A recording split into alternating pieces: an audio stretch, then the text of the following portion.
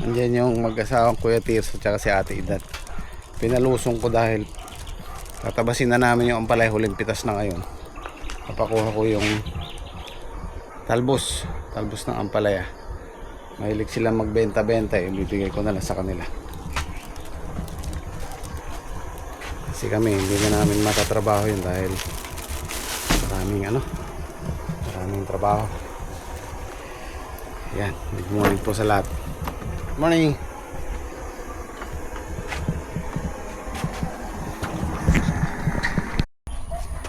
Yun o, pang-5 pitas. Yun o. Ba makukuha yata 5 bundle ngayon ah. Oo. Ganda ng laglag oh.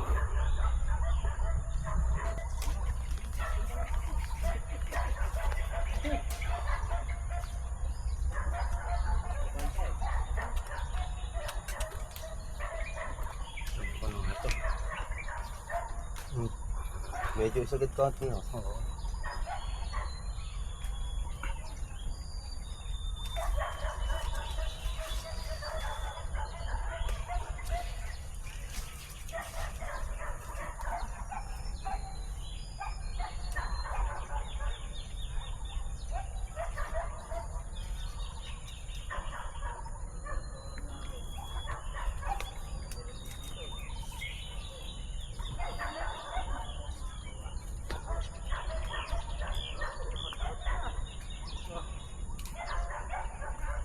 Marami daw yung niluto ko. Ubus namin dalawa.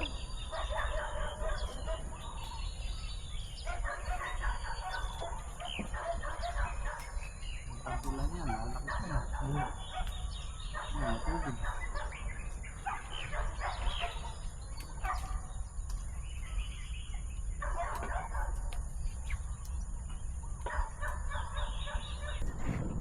Ayan, makasabit pa no. Ayan o. Sabit.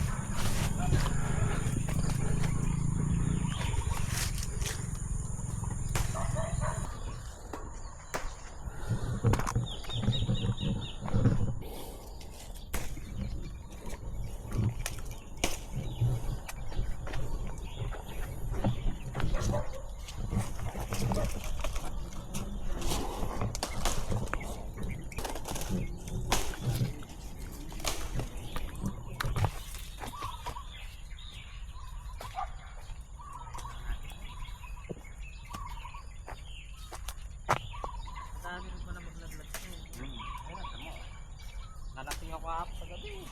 Kaya naman. Ay, ninyo. Adios.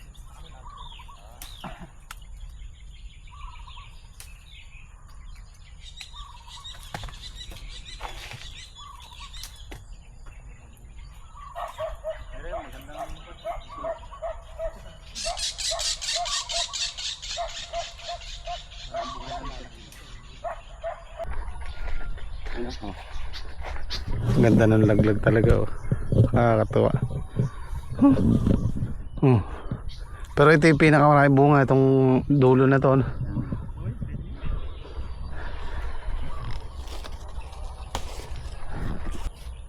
Dikit-dikit oh.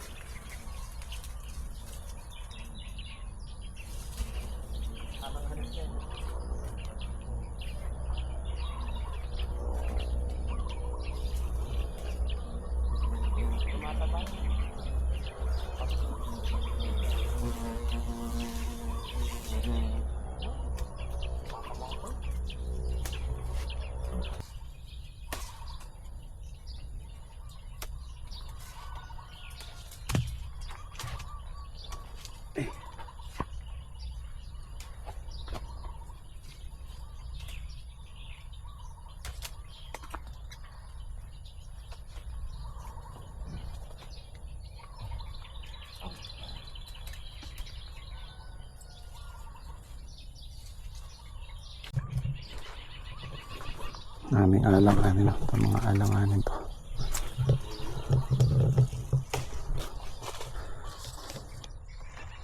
Lalaki pa yan eh.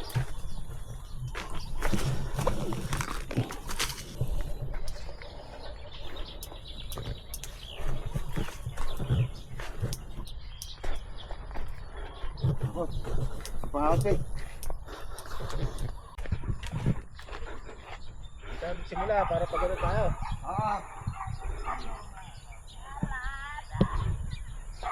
Medyo dumami yung tumpok niya ngayon.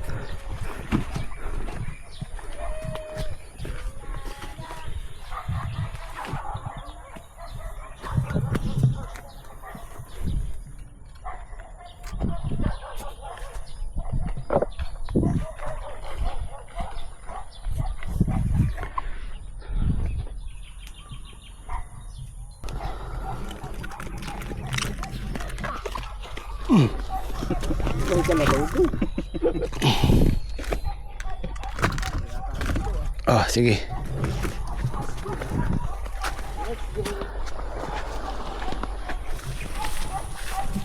Sangapot lang na ba?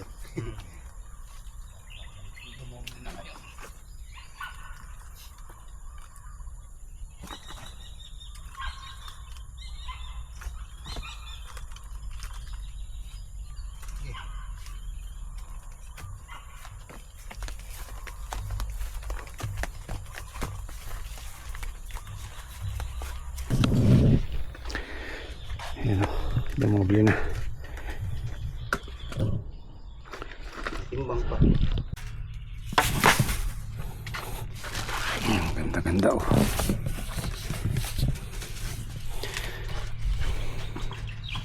Kayari niya. Walo. Tawagan mo. Ito yung pang limang harvest natin. 80 yung good, tsaka isang segunda. 90 kilos. So kinukwenta ko, kinukompute ko kanina. Ito kasi kalahating sachet lang o kalahating lata lang buto na tinatanim namin. O sumobra lang ng konti. Siguro mga nasa 200 o 300 na puno. So kinukwenta ko kung kalahating hektarya, kagaya nung tinatanim namin, 6 na lata. Yung pang limang pitas ko na to, kung kalahating hektarya siya o 6 na lata, tonelada na to, or 980 kilos na pang limang pitas. So maganda yung variety na to. Dynasty Chai Tai po sa mga nagtatanong. Ano yung project ko, success, di ba? Makakabawi naman ako sa gastos dito. Meron pang konting sobra siguro kung magtutuloy-tuloy yan. O kaya susunod makuha ko na 100 kilo. So ito na yung huling pitas ng gym squad. Yan o, puro mga segunda na lang.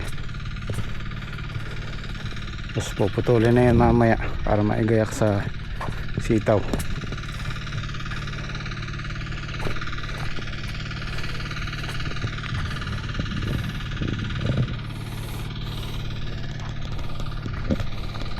Ayan o, tuyong-tuyo na naman. Yari na naman tayo sa patubig sa diesel niya.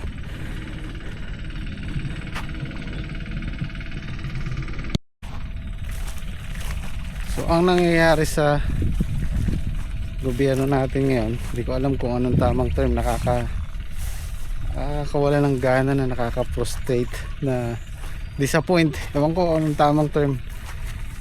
Kasi ang nangyari pala, yung binibili nating diesel old stock pa. So ibig sabihin, halimbawa ako may puhunan ako, meron ako mga naka-stock na diesel, yung dating presyo na 50, sabihin na natin 52 per liter.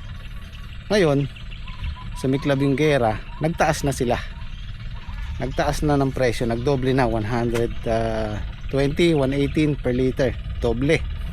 So yun po yung binibili natin ngayon. So, 'di ba? Nakaka-disappoint.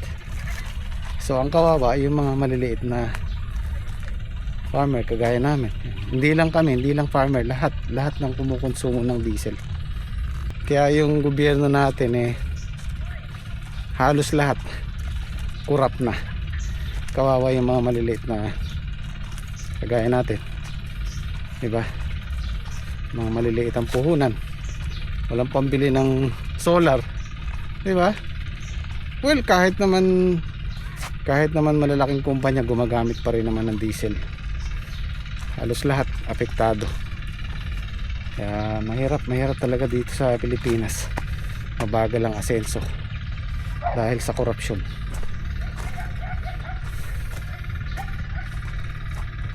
Kailangan talaga natin yung solar.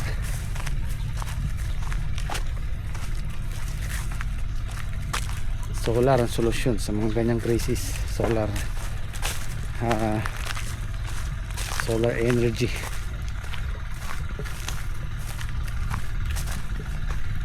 Wala tayong aasahan sa gobyerno. Ayan, puro segunda na pero marami pa rin. Oh, hindi muna akong gasol. Ano na daw yan? 1-1. Yo. Ay.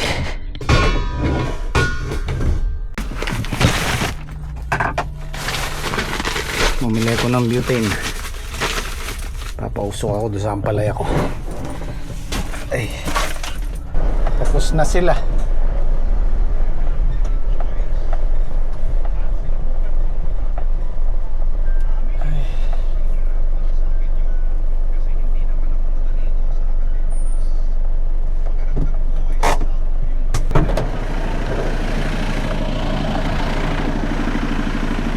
Nakailan kayo?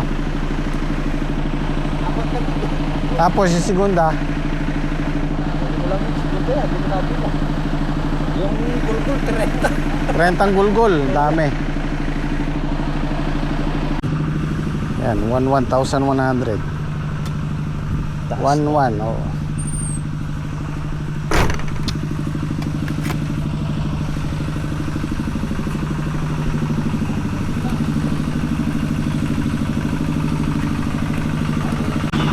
Oh, naka ano pa yung James ko doon, naka 9,600 pa. So yan, goodbye na sa ampalayahan. Oh. Kanina lang tinabas ni Patrick, ngayon lanta na. Oh. So igagayak ulit natin yan. Patutubigan na lang naman yan, total malinis naman yan Tapos lilinisin yung, sabi ko wag munang alisin yung sa itaas para hindi mabigla yung bagong tanim. Tapos pag tumutubo yung sitaw, tsaka natin unti-unti linisin sa taas. Natuyo.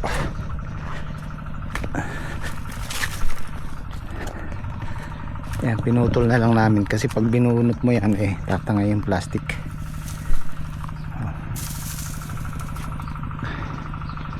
Yan, maraming salamat sa ampalaya.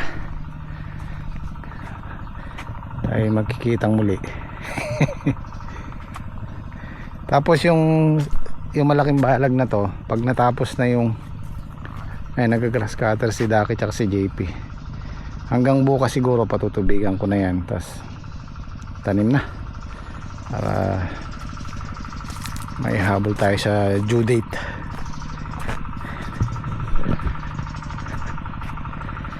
Tuyong-tuyo, mumuti.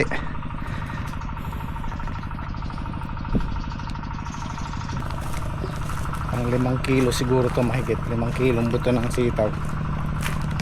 Tapos ito, i-spray ako, schedule ko ng spray ngayon mamaya-mayang paglamig para maalagaan yung mga susunod na bunga. Oh, baka sumulong pa sa susunod yan. Kaya na yung siguro 100 kilo. So yung pang-5 harvest ko kanina, naka 6,000 plus ako. Tapos yung mga nauna ko, merong 1,500, merong 3,000. So Nakaka 11,500 na ako dito. Kalahati na lang. Kasi 22 yung ginastos ko rito. So for sure mababawi naman yung ginastos ko dito. Hindi nga lang ganun kikita kasi nga konti lang to. Pero ang importante, pinasaya ako nitong project ko na to. Sarap sa pakiramdam.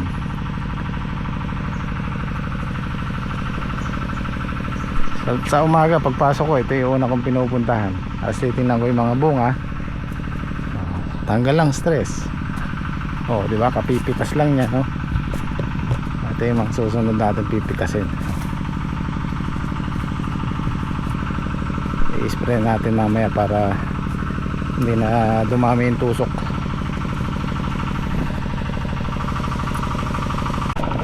Diyan si paring Mac, nakalimutan niya yung yung cooler niya.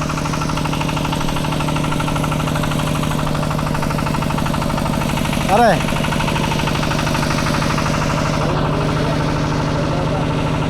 kumuha ka na ng palaya. Dami ah. Papipitas lang kanina. Ang pitas kaya? Oo, kaya maliliit na yan. Pero meron pa natira yung mga pang-ulam. Gusta? Wala ko na mga... Dito pare malalaki.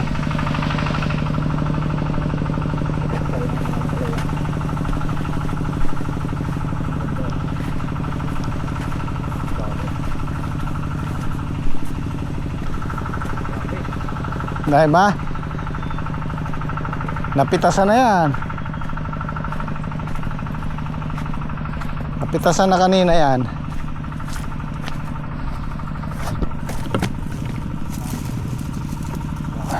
Kaya pare, pwede ano? Ito. Oo. Marunong ka ba? Paano ba? Ganyan lang. Wala, blade lang eh. Hilahin mo lang na gano'n. Tulak mo lang. Ano laki ba? Wala, hindi pa pampitas siya pare. Ito? Oo, lalaki pa yan, kaya iniwan yan. Oo. Liliit, malalaki pa yan, lalaki pa yan. Ito yung pinakita mo sa akin pare? Yung pinakita mong... Oo. Okay na to? Ha? Bigyan mo. Sige dito, kuha ka ng mo. Sige, pwede yan. Ako. Sasaktan. Oo. Tapos pag naglalagay ka ng plastic na yan, binubutasan mo na Oo, bubutasan. yung init. Hindi, meron akong pambutas pare. In-order ko sa online.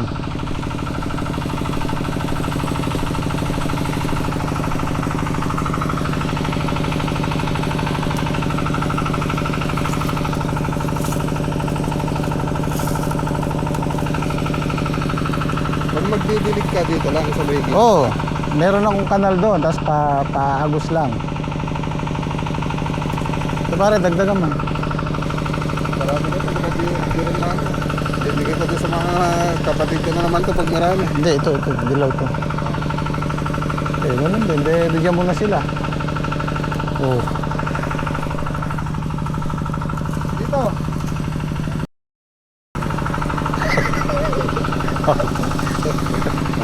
Ang dami na.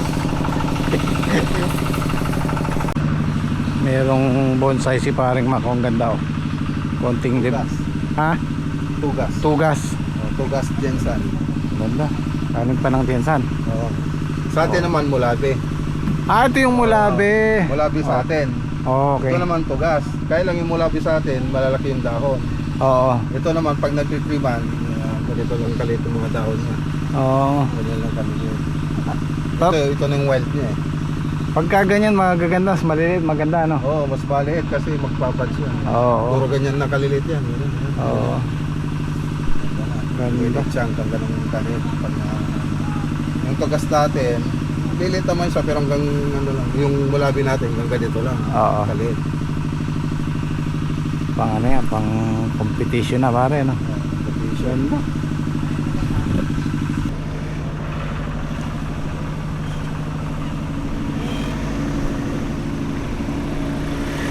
Pare. Pare, teka. Tatama.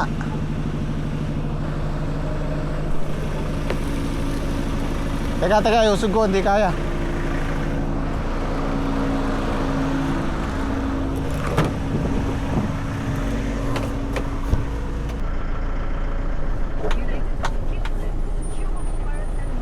Ingat, ingat.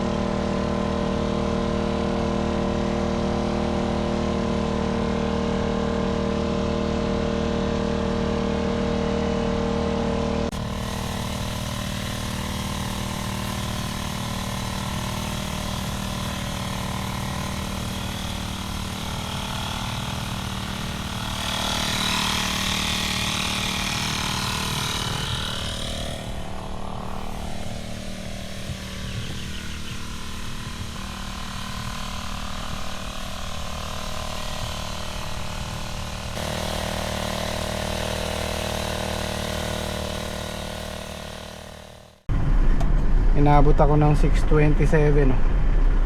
Okay guys, maraming salamat po ulit. Kita-kita tayo ulit bukas. So, check.